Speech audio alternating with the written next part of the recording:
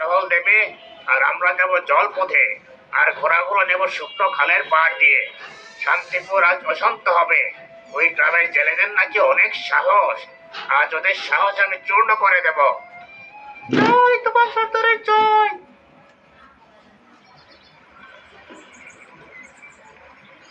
উফ, আজ মনে হয় কপালটা ভালো না বাদল। সকাল থেকে জাল ফেলছি, কিন্তু তেমন কিছুই উঠছে না। দু চারটে চুনোপুটি ছাড়া আর কিছুই নেই। আমারও তাই মনে হচ্ছে। সাতটা ভাবি সকালে তোকে বারণ করছিল, তাই না? ভাবির কথাই মনে হয় ফললো। প্রকৃতি আজ আমাদের উপর নারাজ। আরে দূর, ওসব কুসংস্কার বাদ দে। হয়তো আমরা ভুল জায়গায় জাল ফেলেছি।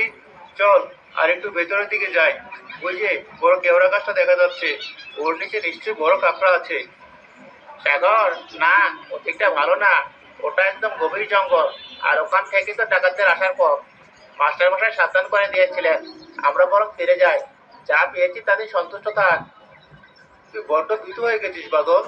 মহাজনের মুখটা মনে কর। আর যদি খালি হাতে ফিরি, তাহলে কাল সকালে মহাজন এসে আমার বাপের নাম তুলে গালি দেবে। আমি সেটা সহ্য করতে পারবো না। চল আরেকবার শেষ চেষ্টা করি। ঠিক আছে, তুই যখন বলছিস, কিন্তু আমার বুকটা খুব ধড়ফড় করছে। দেখ, গাছটা কেমন কালো হয়ে আসছে। মেঘ জমেছে। মেঘ জমুক, বৃষ্টি হলে মাছ আরো বেশি উঠে। নে, বইটাটা জোরে ধর।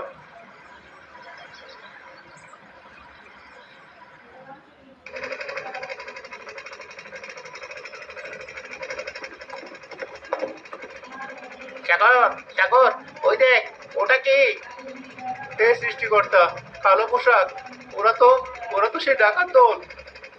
ওই ছেলেরা, থাম! পালাবি না একদম। পালালে পিঠ ঝাঁঝরা করে দেবো। সাগর,